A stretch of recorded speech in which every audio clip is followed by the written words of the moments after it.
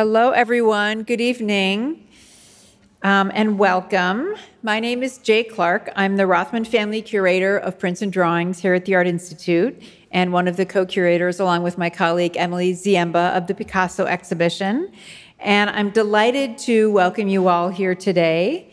Today's lecture is given in conjunction with the exhibition, which I hope you have all seen, Picasso Drawing from Life. And we only have 2.5 weeks left. So I hope you will tell your friends to come see it as well. And before we begin, just a brief reminder for you all to turn off your cell phones. It is my pleasure to introduce the speaker of this evening's program, Suzanne Preston Blier. Suzanne's publications, awards, and achievements are so extensive that we could use this entire hour just to list them all. So I'm going to give a very bare bones introduction. Suzanne is the Allan Whitehill Claus Professor of Fine Art and of African American Studies at Harvard University. She's a member of the Institute for Quantitative Social Science, faculty associate of the Harvard Mellon Urban Initiative, and a recent inductee to the American Academy of Arts and Sciences. Just 3 of her over 20 books include African Royal Art, The Majesty of Form, The History of African Art, and Picasso's Demoiselles, The Origins of a Modern Masterpiece, which was the winner of the 2020 Robert Motherwell Book Award for an outstanding publication in the history and criticism of modernism in the arts. Another Picasso-related project is the current exhibition at the Harvard University Art Museums, titled Picasso, War, Combat, and Revolution, which Suzanne curated. Suzanne has been awarded many fellowships, including the Center for Advanced Studies in the Visual Arts at the National Gallery of Art, the Daedalus Foundation, Guggenheim Foundation, Radcliffe Institute, National Endowment for the Humanities, the Institute for Advanced Study at Princeton, the Getty Center for the Study of Art, and the Clark Art Institute, where we actually met. So in case you aren't duly impressed, her lecture will impress you even further. Please join me in welcoming Suzanne to the stage to investigate Picasso, the mask within the model.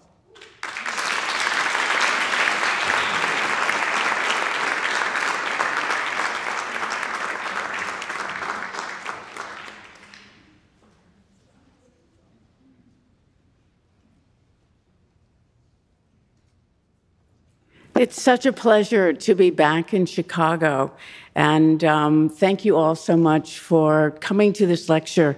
When I received the invitation, I was overwhelmed and overjoyed. I really have loved my brief encounter with Picasso through the work with Les Demoiselles d'Avignon, and I'll tell you a little bit about that story toward the end.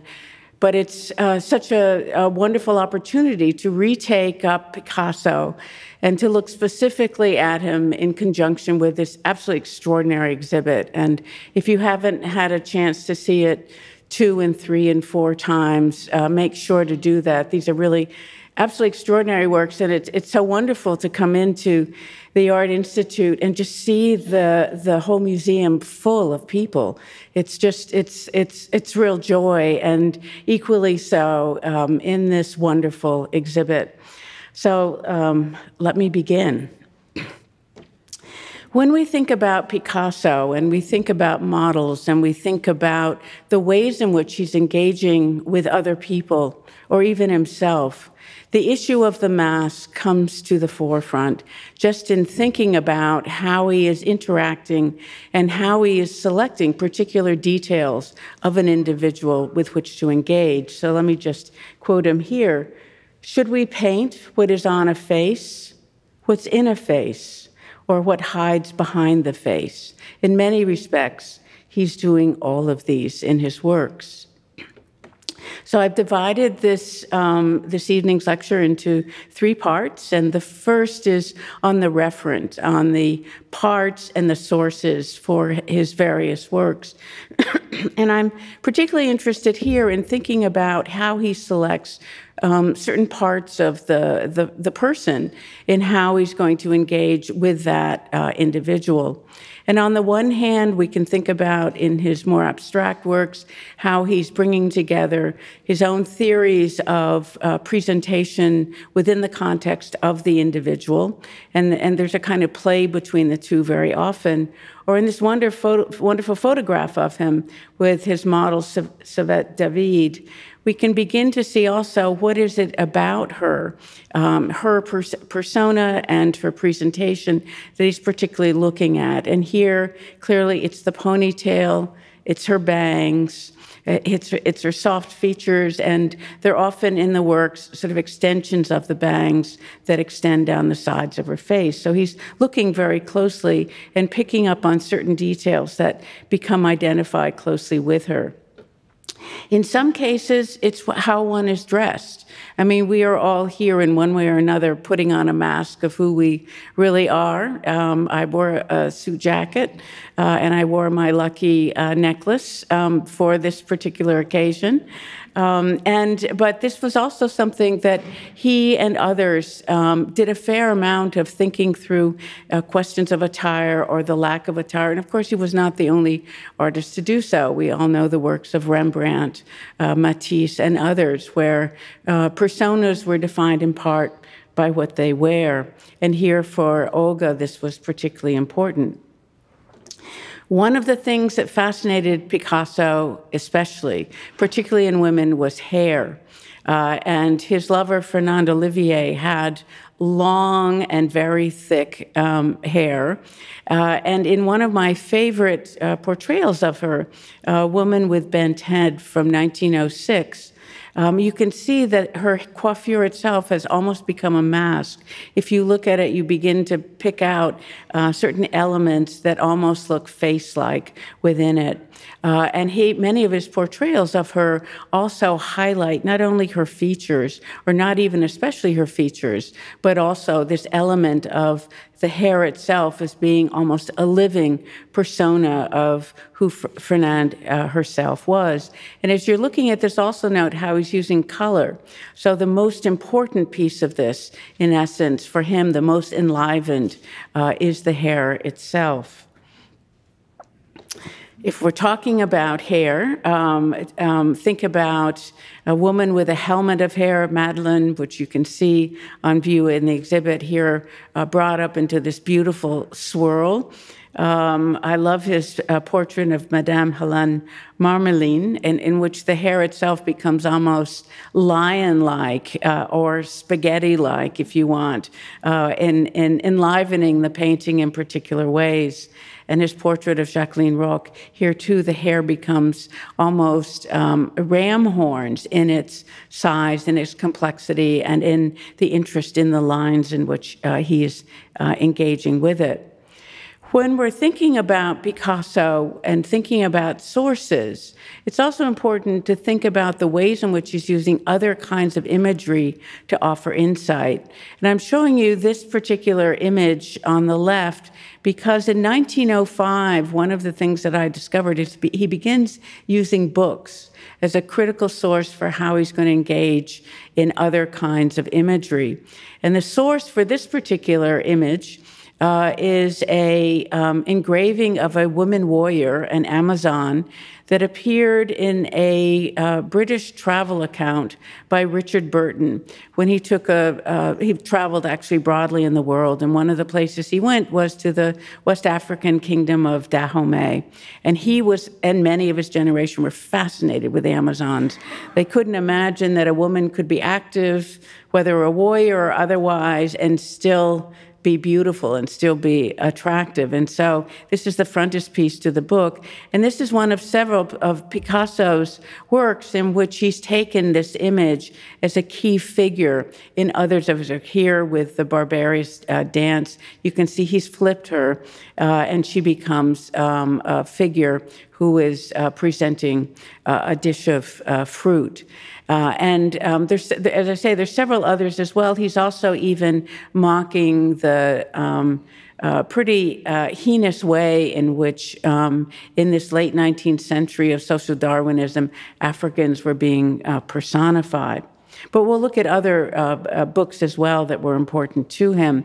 And perhaps most important of all of these was an anthropologist from Germany, Leo Frobenius, who in 1898 published a thin but incredibly important volume called Masks in Society in Africa.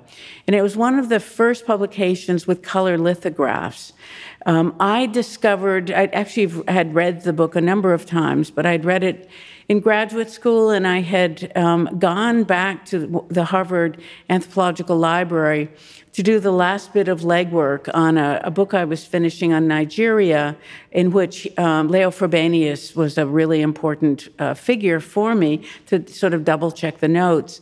And I pulled out the book from the stacks and opened it up and realized that the illustrations in it, both the color lithographs and the tracing paper with linear drawings that were positioned over it to protect the color imagery, was the source for his Demoiselle d'Avignon.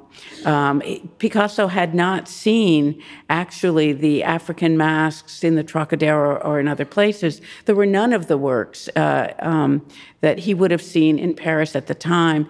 And as I began to look at this book more closely, I began to realize that many of these could be seen in the studies he was doing for Les Demoiselles d'Avignon. And so that became one of the inspirations for a book that I wrote on the subject. At a certain point, I had come across 4 or 5 different books that were important to him. But Leo Frobenius's work becomes especially important as we're thinking about masks and faces and portrayals, because there's a really important transition in Picasso's work that takes place between the spring of 1906 and the spring of 1907. In the spring of 1906, he gets an enormous amount of financial well-being when one of the Paris dealers offers to purchase everything in his collection. And Picasso agrees to it, and he has enough money in terms of 1906 so that he had enough money to pay the rent and pay for food for basically 2 years. And what he decided to do was not what many of us would have done, which was go to a better apartment, do the kinds of things that would make one's life easier. He stayed where he was, still very poor, and decided to dedicate the next long period of time, really from the summer of 1906 till the spring of 1907, doing studies, doing what he wanted to do, and simply not taking up the commissions for various kinds of work that he had had to do beforehand. And this book by Leo Frobenius, the masks in it in particular, became incredibly important for him. So the summer of 1906, he goes with Fernand Olivier to Spain. It's a kind of recuperative time, but midway through that, he really stops using live models pretty much during this period, particularly Fernand Olivier. There are many problems with having a live model. They get bored, I'm imagining. They get cold, they get tired, they get hungry. They usually want to be paid, and they're really quite uncomfortable. So Fernand, certainly she was his model and also his lover.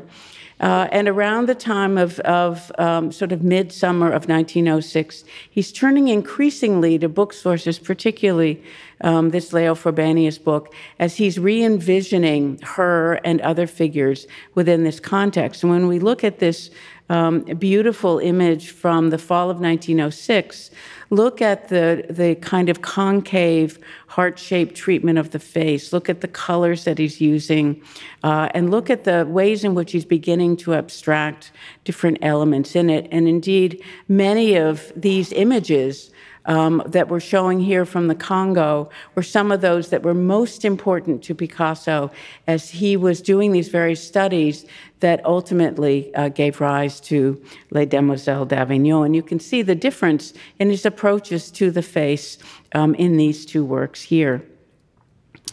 Another of the books that he was looking at is a pretty horrendous book in which I discovered, because I was doing some work on the Dahomey Amazons, and there was a photograph of 2 of these women warriors I learned in it, So I sought out this book. It was written by an Austrian medical doctor who's identified today as the first gynecologist, and it's on the racial beauty of women. And this is a book that went through multiple editions from the late 19th century to around 1920. And it wasn't in the regular library at Harvard for faculty and undergraduates, which surprised me. They had to bring it in from the medical school library, which probably should not have surprised me. And I picked it up from the counter and opened it up, kind of flipped through it, and I immediately closed it because I didn't want anybody to see me there looking at it. It shows photographs of women from around the world, largely naked, in what was considered then to be evolutionary order. It ended up in Denmark. You know where it begins. And this also became an incredibly important book. It was put together in part, it was compiled in part for artists. Women were in various poses after various sculptures and works of art. He also showed, unlike the French, really realistic physiognomy and treatment of the body. And he provided drawings such as the one that we're seeing here. And this, too, became an important source of inspiration for Picasso. And when we look at some of the ways in which, during this fall of 1906, he's reimagining the body, often using kind of red ink as an element within it, I think we can see how that is taking shape. And then the third object I have here is a small figure, a Vili figure from the Congo. And in October of 1906, there's an event. It's either at Matisse's home and studio, or it's at the home of Gertrude Stein. It's discussed by various people, but they can't seem to settle on where it took place. Picasso spent the whole evening. This figure, which is now in the descendants of the Matisse collection, stands about 11 or 12 inches tall. He spent the whole time working it with his fingers, grappling it, just exploring it in detail in a tactile form. And the next morning at his studio, when his friends came in, they saw strewn across the floor, so this would have been around October 1906, all of these images of women with this large ear. And so when we think about this fall 1906 works, this would have been one of them. And just the emphasis that is given to it. It's certainly of Fernande Olivier, but it's a reimagining of her within the context of these other book images that he is finding at this time. He never admitted to using books. But at this point in time, there were others certainly who were doing so, including Matisse. But at that point in time, it was simply considered not a viable way for an artist to be engaging. So one of the things, and I'm here turning to the second part, is to think about the ways in which Picasso seems to have really showed his affection for, his appreciation for certain individuals that really understood him by giving them features that in some way draw on some of the masks within the Frobenius corpus. So here we have Fernande Olivier. And as you're looking at the treatment of her, particularly if you look at the eyes and even the mouth, you can see the ways in which she's beginning to play with the two forms. He also, in this time period, so here's 1907, began to work in a medium that actually, it's one of the few, I hate to use the word fail, but I will in this context because we're among friends.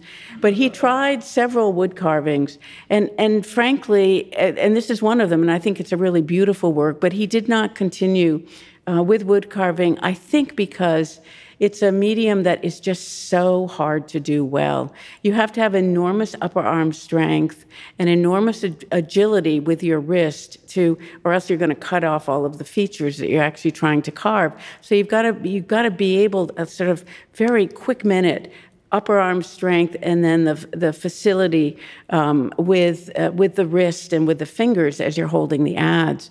But he's really interested in this kind of engagement. If you look at the work and even compare it with the Vili figure, you notice that the arms are not separated from the body. You notice how few actual details he's willing to explore and incorporating into it, in part because unlike, carving of balsam wood or otherwise, these are hard woods, and so they're very difficult to carve. But I would note here that in 1907 and 1908, in that larger period, he's really interested in wood as a material. And when you look at the portrait he has here of Fernand Olivier, I almost see him as engaging with her, almost as if he's using the adze through the linear dimensions and, of course, the color of the wood.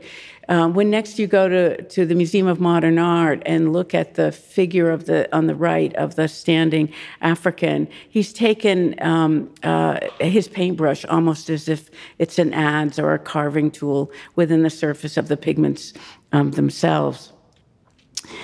Of course, Picasso's not just looking at African art, and Picasso's not just looking at sculptures. He's taking in everything. And one of the things I discovered in working on that material, he was as interested in medieval art as he was in anything else. And of course, at this moment, he's also deeply, deeply interested in what Cézanne is doing. So I'm simply pointing out here the color palette and the ways in which he's drawing on multiple sources simultaneously. The other thing that I was mentioning, so here we've got his 1907 self-portrait, is the way in which he's really looking within himself and looking at others and kind of reimagining the world, as he's saying, at its most elemental. The idea at the time was that Africa really represented the earliest form of art, even for works that were created at that time period in the late 19th, early 20th century. And this particular self-portrait really interests me because not only is it a self-portrait, but I was presenting the material for my book with Jim Cuno, who was the former director here. I was at the Getty at the time. And he took the time to meet with me. And as I put this particular pair up, he stopped me and said, I really have to stop you, because I remember taking a class with Leo Steinberg and put up this image of Picasso. And he said, the most important part of that is the scar that he has made down the side of the cheek. And I thought that was really interesting because in many respects, one of the things that he's looking for in the African works, in the masks that are presented to him, is that facial demarcation through scarification or secretization. So here's one in which I think he drew on himself. One of my favorites of these is of Wilhelm Ude, who was an art collector and a dealer. Picasso was particularly close with a number of the Germans in Paris at the time. And just I decided to present you with a photograph, but also as you look at this striking work, after he's beginning his work with the African images, and as he moves increasingly toward Cubism and taking the part and the multiple parts to separate them and bringing them back together into the whole, I began to see how some of these African images were particularly striking. And here, an Ijaw mask from southern Nigeria, I think, states the case as much as anything. Certainly, Ude himself is in this, but they were really close. And I think that he's sort of celebrating this relationship in part through this. And here we have his image of Max Jacob. Here, too, I think he's drawing not only on an African mask, but one of the things that Frobenius does is to create what he's envisioning as kind of a progression of the mask to the face within the whole. And he's Picasso's drawing in part on this. And here, again, André Salmon, and the studies for Salmon that in many respects looks very much like Picasso's own engagement with the mask to the face. And I would urge you, in particular, I think Picasso draws on the Baga Nimba figures. And as you probably know, you've got one of the finest on view here at the Art Institute in the African Gallery. So when you come back to look at the exhibit again, walk to the other side of the hall as well. Here are a couple more. Ambroise Vollard, who purchased a lot of his work, and just thinking through Picasso and how much debt he had to those art dealers who were really working with him at this time, particularly during this critical period when very few in Paris were interested in taking the same kind of journey that he was doing. And I would also have you note just the ways in which she's using color to highlight particular features within this overall engagement. Kahnweiler is another person that I think he's showing enormous respect for, in part by drawing on some of the African elements as he's reimagining his face, certainly within the Cubist model, but I think also drawing on various other forms as well. And one of the most interesting stories in this regard is his portrait of Gertrude Stein. The story is certainly very well known. She and Picasso became good friends. She and her brother were purchasing a number of his works. Picasso struggled with her portrait. She would come to the studio and meet long hours. And frankly, it was not that easy a studio to get to if you've walked up to it.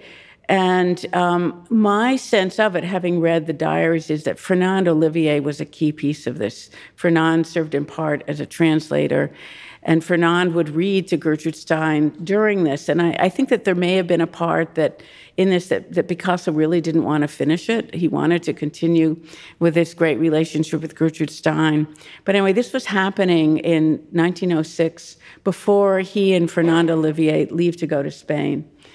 He comes back, they come back, and he effaces the whole of the portrait and starts it all over again, in essence. And what I think happened in the interim is that he had studied and had become really familiar with these particularly with this Frobenius book of 1898. And what's particularly interesting, Bundu masks, which are from Sierra Leone, are one of the few masks in Africa which are worn by women, and they're worn with these enormous, large costumes, which in a certain sense also conveys the idea of the sizable weight of Gertrude Stein herself. So I think here, too, is an example of the ways in which he's engaging with the two. Just a couple more while I'm on this.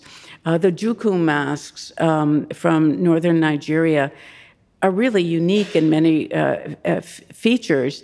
And as we're looking at this sculpture, the 1930s, Picasso is turning increasingly to some fabulous sculptural work. And this is, of course, a portrait, a head of a woman. My sense is he's in some ways engaging with Marie-Thérèse Walter. You can see the hair at the back and the kind of references in other ways. But I think the idea that he's, again, enjoying, in a kind of playful way, not only different parts from the kitchen, the materials themselves, but also the re-engagement of them in a way that owes a certain debt to the ways in which, for him, African art was a critical source of reinventing the world. And we can debate. Right now, there's some who feel he's really inappropriate in his engagement with Africa because he's kind of taking the brilliance of African art for his own. I think that there's also another way to state this. At this time, Africa was seen in Paris and elsewhere to have no civilization, no culture, no history. It was simply a primitive culture. And I think the fact that he is insisting that this is art not only worthy of our looking at, but also worthy of engaging with, and more than that, really celebratory from this vantage point. I think that's one of the other sides that we can see to him.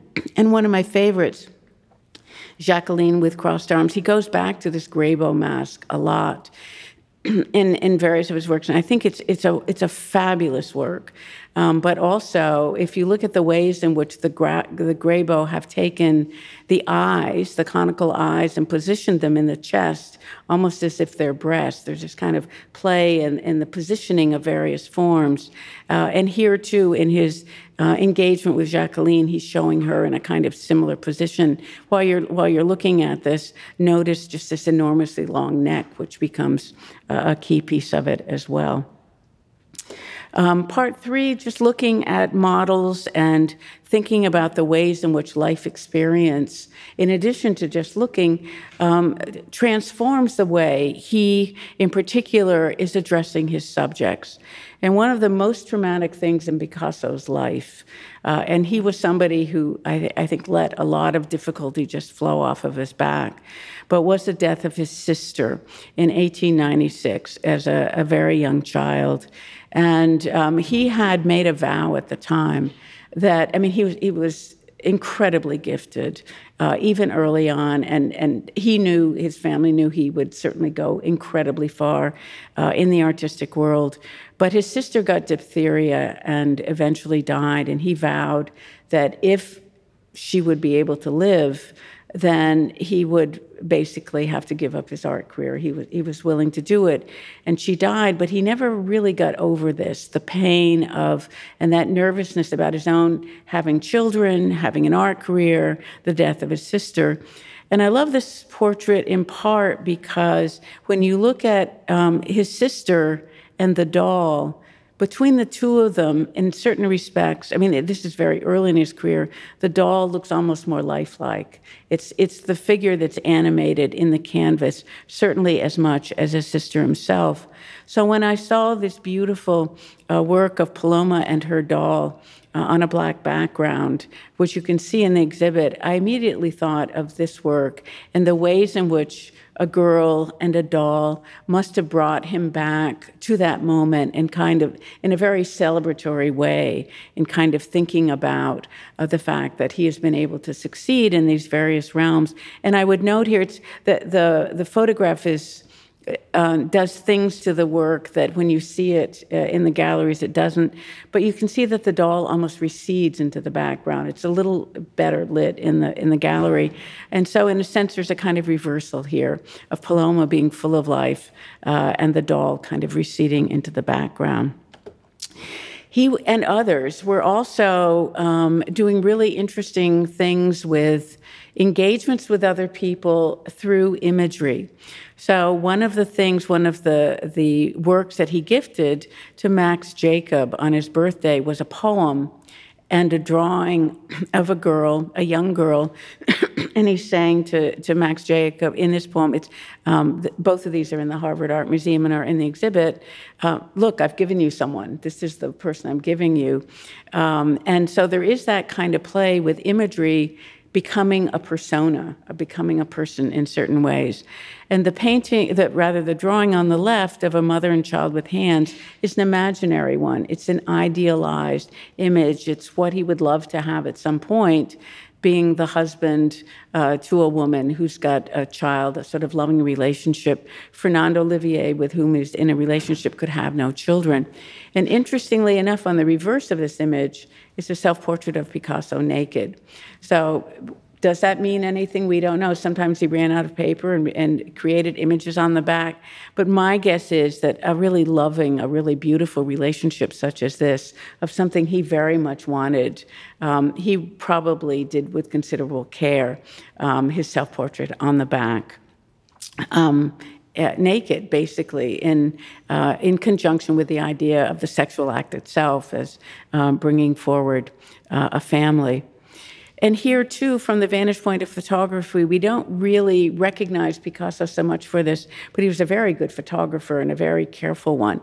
And I'm quite sure that it was he who took the photograph in the middle of Les Demoiselles d'Avignon in the studio, right before it's finished. And what he's done here is to, we know the date of this, which I'll get to shortly, but it's one of the most important records we have of the date of Les Demoiselles d'Avignon and how he made some of the changes to it, which counter most of what's been said about the work. But equally interesting here is how he sets up this photograph. He's taking it very low to the ground. His studio they got a canvas that almost goes to the two sides of the room. I mean, it's a massive canvas, and meaning a very important subject matter for him. And what he's done is to position here figure, the wife and daughter of one of the other artists in the studio where he's working in front of the painting. Now, in the terms of Picasso and many of his friends, that's kind of like saying, I stole your wife and I stole your kid, because I've taken them and presented them in front of this painting. But for us, and I think for Picasso himself, he's also telling us what the painting is about. It's not about a brothel. In French, the word bordel does not mean a place of sexual action. It means a mess. If you're a mother and your kid's got a messy room, you'll say, ça c'est un bordel. You have to fix it up. Listen to French news and the whole world is a bordel. It's just a chaos. And that's what he's imagining. And what he's imagining here, this is a time period when France, for the first time, is really dealing with evolution. And this is a larger painting of what he considers to be, in my view, the 5 mothers of the 5 races, using the mapping that is done by the gynecologist Stratz. And one of the elements to support this is the figure standing on the left who looks very Egyptian, walking across the canvas in kind of Egyptian style. And I'm not suggesting any of you have been to a brothel, nor have I, but I can't imagine that any of us would and see an Egyptian walking across in front of us in that way. So this is just one of those arguments. The 2 women in the middle following Stratz represent Southern and Northern Europe. The standing figure at the top, I cropped it too short, represents the African, and the other figure in the lower right represents a woman representing the earliest of humankind, from the Mbutu pygmies over to Papua New Guinea. And this is really an imaginary coming together of the mothers of all races in this space that's alternatively or at the same time sort of cave-like, kind of like the sheets of a bed, and kind of vaginal in its overall framing. But here my point is in terms of the model of taking the mother and child and positioning her in front of it. And we know it was done in March 1906 because she's wearing winter clothes, and you didn't change the summer clothes until Easter. So Easter came in March that year. And in other cases, he's taking just ideas of one's name. Here, it's a reference to one of the women he really just cared so much about, and she died way too young. But he's naming the painting Ma Jolie, which is the name that he addressed her with. And to come to Chicago, it's so great that you've got the drawing of the 6 busts of women on view. And in Chicago as well, the sculpture Untitled by Chicago, which has probably as many stories to it as one can imagine, but I'll give you another here as well. He was very close friends with Guillaume Apollinaire, who had an amazing library and was deeply fascinated with African rituals and so many other things. They were really, really close friends. And Apollinaire died in the aftermath of World War I. And Picasso was invited to create a memorial to Apollinaire, which a maquette for which is shown in the center top. Apollinaire referred to Picasso not by the name Picasso, but he called Picasso l'oiseau de Benin, the bird of Benin. And he was referencing an actual sculpture that was in Apollinaire's collection from the kingdom of Dahomey, where the Amazons are from. It's an assemblage work from the late 19th century of a bird holding a fish, and then there's serpents coming out. But if you think about Picasso's later assemblage sculptures, there's a lot in them that evokes this. And in his model for the memorial for Guillaume Apollinaire, he's drawing on the same image of a kind of bird with a fish or a snake in it. My guess is, and he's going back also in other works to think about, for example, his mask for Parade. I think he's drawing on other Frobenius masks as well. My thought is, in thinking about the Chicago sculpture, that while he was never allowed to create a memorial to Apollinaire, who greatly appreciated African culture through his books and other forms, that he is really honoring Apollinaire as well in the sculpture that's here in Chicago, knowing that Chicago is a really important city with a really rich and important African-American culture. And so he's bringing Apollinaire here into the city in the form through this particular engagement. And I'm so delighted that the two of the prints from Dreams and Lives of Franco are on view. This is one of his most important works, where he's dealing with the horrible ramification and politics of war. This is set out by Picasso in these three prints, almost like a cartoon. Picasso loved cartoons, and Gertrude Stein would bring him American cartoons. And as you know, from the late 19th, early 20th century, there were a lot of Americans, including Gertrude Stein, who did not speak English as a first language. And cartoons are great because there's not a lot of text in it. You can figure out everything in the image itself and a few sort of exasperations, oomph, or whatever within the text that most everybody can read. So he wanted this to be well known. He wanted this to really come to the heart of people around the world. He did it as a print series and sold it broadly. And he's engaging here with Franco in various ways, as a horse, as this kind of strange internal organ in other forms. And the Weeping Woman appears here first, as kind of the woman who, like everything else, is responding to the horrifying bombing of Guernica that ends up in the 1937 painting that he did for the Spanish Pavilion of the fair in Paris in 1937. And we could spend all day, all evening talking about sources for Guernica, and we could all bring you our favorite sources. But because I'm here, I'll give you one of my favorite sources for this. Again, returning to Leo Frobenius and Henri Bruel in a large book called Afrique, in which they have black and white photographs of cave paintings from Africa, which I think this kind of overlaying of elements, I think his selection of grisaille, in a sense, for this is part of the ways in which he's kind of imagining this as a very layered composition, which is interesting as well as we're thinking about the cartoon-like element within the Dreams and Lives of Franco, because as you look at this painting, and move across the canvas it's enormous from left to right. You can almost hear the sounds as they're coming out from it. This painting he brought to the United States for safekeeping during the Second World War. It was at the Museum of Modern Art, and then he allowed it to be circulated. It came to Harvard twice, 2 months before Harvard entered World War II. We had a large German population. I think it was in part to convince Harvard and elsewhere it was time to enter the war. It came here to Chicago as well, and the idea was to raise money for the cause of regaining the political sanity in Spain. And as we're looking at these various forms, still lifes and others, and how he's looking at form, the one on the left is one of 3 larger images that I included in the exhibit, because to me it's a really stunning work, as is Still Life in Lunch, where you get to see the different versions of it.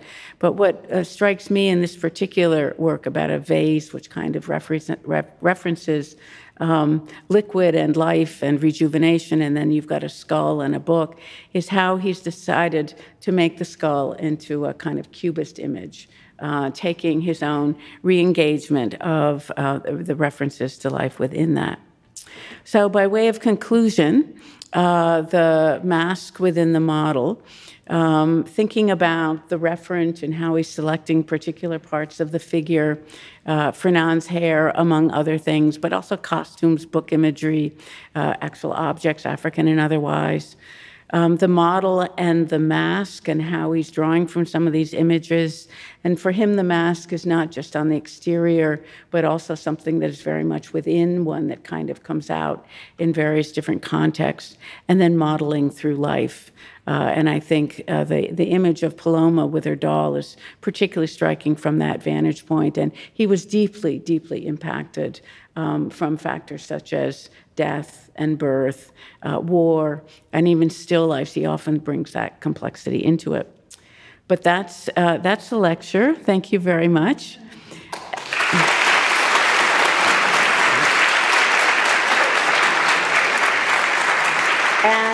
And thank you. It's a real honor to be here, really. And I have a note in front of me that I will read to you. Question and answer. We have some time for questions. Please raise your hand, and staff will bring a microphone to you.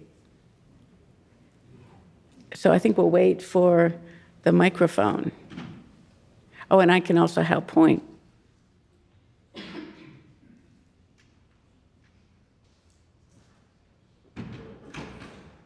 Hello. Oh, excellent.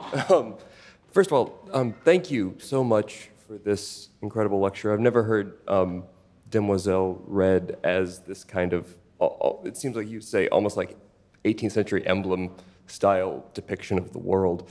And that's really fascinating. Mike, I have two questions. The first one is more on the references to the mask. You've shown several images from Nigeria. And there's this concept in Yoruba cosmology of the Ori, right? The head as the center of the creed. I believe Costa Petrides has an essay on this in the new catalog. I'm wondering if there's any connection to Yoruba land, or if Picasso might have been exposed to any of the studies on Yoruba land that were done in the first half of the 20th century. So just on that. And then the second one is about a piece that's in the exhibition, but we didn't touch on here, of the Egyptian woman. And I'm curious about the methodology, the sugar lift intaglio. And I'm wondering if that method was invented as part of his study of these African influences, if those two kind of work together, if you know anything about that. Those are great questions. Let me take up the second one first to say I have learned here in this exhibit for the very first time about the sugar process. So you don't want me to say anything about it, except that I do know that it's sugar in solution. And I will say, in addition, so I really don't know any more about that, except to say one of the things that I discovered in doing the exhibit I did and then walking through this exhibit, we know about Leonardo being absolutely fascinated with creativity and bringing in new materials, et cetera, new ways of doing things. I've discovered the same thing is true of Picasso. And if you think of the single word print, it means nothing for Picasso. He's just going in 150 different directions, even within the same print series. He's fascinated with that. I had not seen the work with the Egyptian until I got here, and then I immediately saw it. It made me want to go back and look at it more. I do know that in Les Demoiselles, but this is going back a time earlier, this is going back to 1907, he was going around everywhere to look at things. And one of the things that I discovered that in the Louvre was this beautiful Egyptian mask that I think very clearly he had used in his portrayal of the woman in Les Demoiselles. And with Paris museums, you actually can find out what was on view in what year, so you can actually double check that. So I think that he was really interested in maybe, I can't tell from that work if he's really thinking, and I'd have to work really hard to position it within what else he's doing in that period, within the Egyptian dimension to it. To my mind, it also takes up his interest in hair. And I didn't bring this up, of course, he had many benefits as an individual. Having a massive mane of hair was not one of the things that he was a beneficiary of, and that may have been part of his fascination. Great question on Yoruba and on the question of the importance of the head as a symbol of vitality and intelligence and good fortune.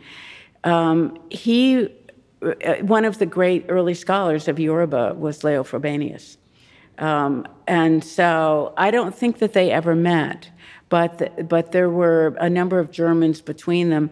The 1898 book is really interesting. Leo Frobenius's uncle was head of the Berlin Zoo and would travel with others around Africa and elsewhere to bring back zoo animals. And so they were also, and Picasso, I didn't mean Picasso, Frobenius, also had that ability to acquire things and send them back. I mean, whether it's artworks or zoological animals, there's the same kind of set of criteria in a certain sense.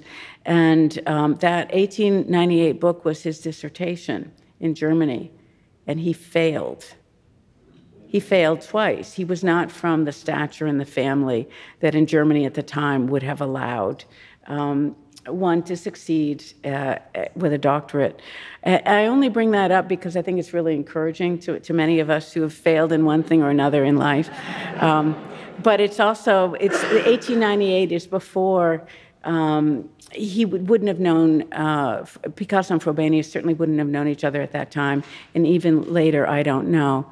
And I'll have to think of 1913 is when Frobenius just publishes on Yoruba, and he's in Ife and working on medieval Ife. I'll have to go back and look at it, see if he brings up that specific element. But certainly the primacy of the head. I think you can see that visually within the context of the masks and the figures, and the Baga figures, example of that as well. We have a question up towards the front here. I'll be right down.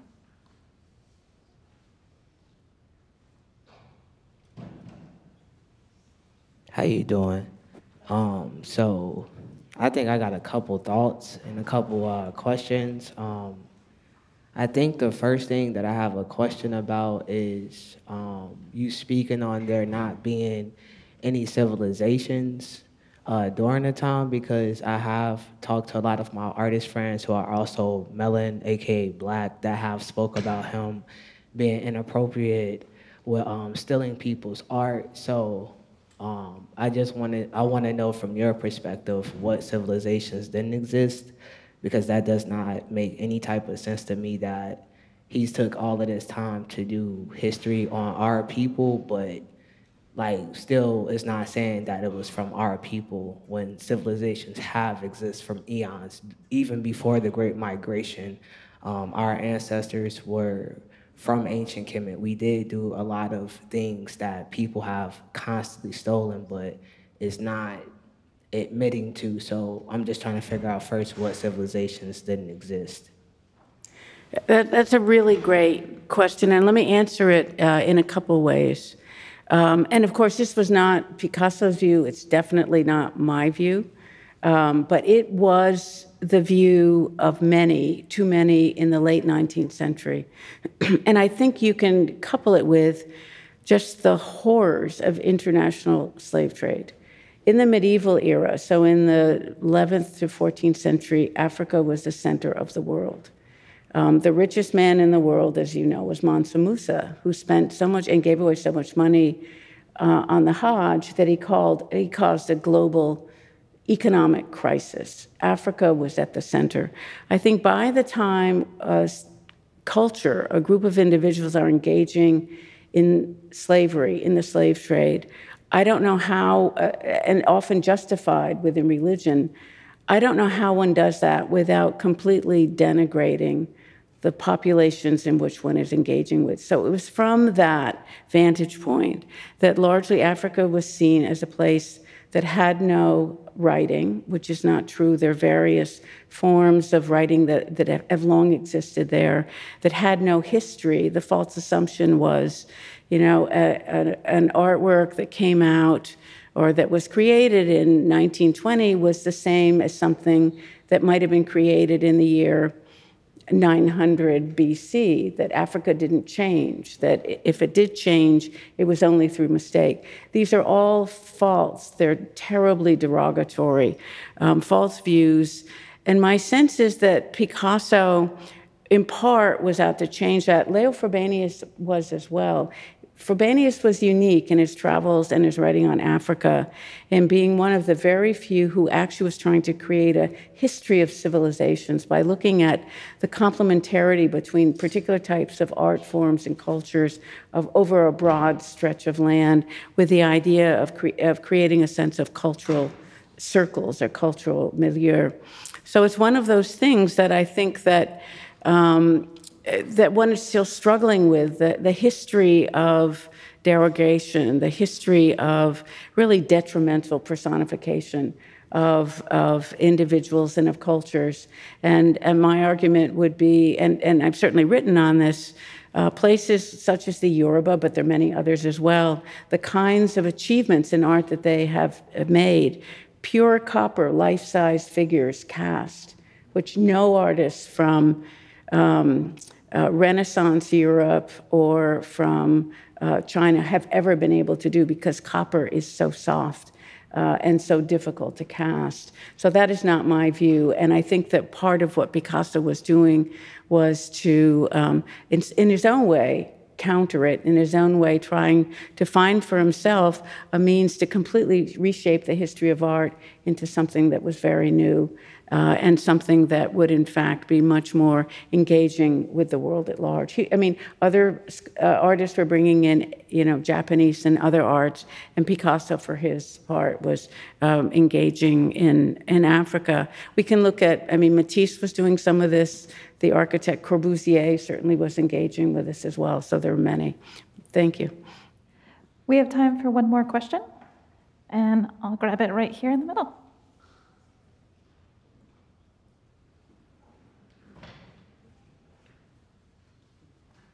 Hello. Along the same lines as, we've come into more of a sensitivity towards the fine line between inspiration and appropriation in our culture, I think one of the things that was most striking about what you were speaking about this evening was, I've been to Spain, I've seen his work all over the world. No one is talking about this except for you, that I've encountered. So the question is more for you.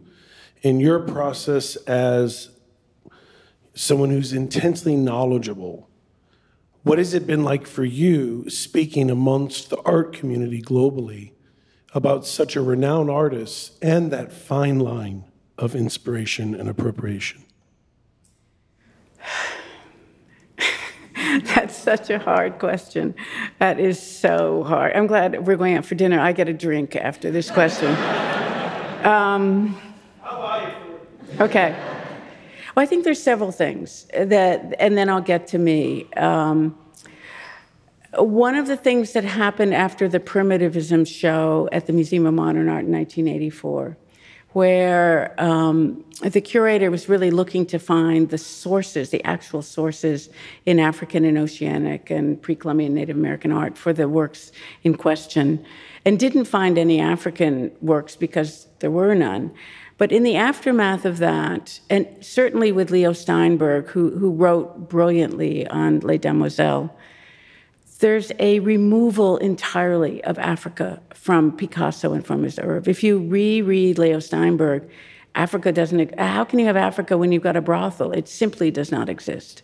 And then in the aftermath of that, there was a major MoMA retrospective of Braque. And I remember looking at the notes of the discussion were published. And I remember looking at that and thinking, oh my God, they've taken Cubism from Picasso and given it to Braque, and the two of them, and there's therefore one more level of removing Africa from it. And for a long period of time, I taught at Columbia, and I can remember just feeling they already knew the answer. So, and it's not Africa, so why even bother? The interesting thing about the Demoiselle book for me is I didn't really want to do it, but after 5 or 6 books just came before me. I'm a spiritual person, but I follow various religious tenets, and I just said, somebody is giving me these books, and I have no choice but to follow this particular story.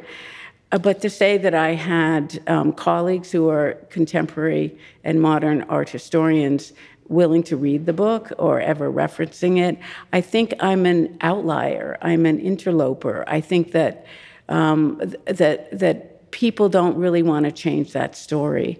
And that's why I was so really honored to be invited, almost like among equals. And then somebody, Art in America, or one of those journals this year, wrote something on the the 8 most important books on Picasso, and there were 4 authors, because John Richardson had several of them in it, and my book was included. And that really floored me. And I think it is because one of the things I was trying to do in this book, and I try to do in African art as well, is to get to the soul of what's happening, to let the works of art really lead me in my investigation. And one of the things that I did when I was working on that book was to just follow Picasso's footsteps everywhere. And to see, I even went to the nightclub that he would often go to, and I was stunned that the plaster casts, which are life-size, which clearly were important for them, were still there. And it really startled me as how few art historians actually take the time to go back and look. And we get to know a painting so well, we imagine it can't have another language it wants to teach us. And for something so iconic as that painting, I think it really shows how important it is to continually go back and look at something, because particularly with Picasso, he's so complex and he's so interesting. And if you're interested in finance, I don't know anybody who did finance better than Picasso, living through World War I and World War II and the rest of it. And his heirs, of course, are living off those means still today. But thank you for your question. I think it's one of the wonderful things about being an academic is, to some degree, you, at least at present, and I'm very privileged, can do what I want. It's sort of writing, and so taking one where one wants to go. And I think that Picasso actually took me along these lines. I did show the text to the people at the Picasso Foundation, who were pleased with the text, in part because I really love criticism before the book comes out. So if I can get it, if I can get it early on and get with as many people as possible. But this is such a spectacular exhibit, and you're so fortunate to have it. And I've certainly learned a lot just in going through the exhibit this morning with specialists who know prints and drawings. And so thank you all.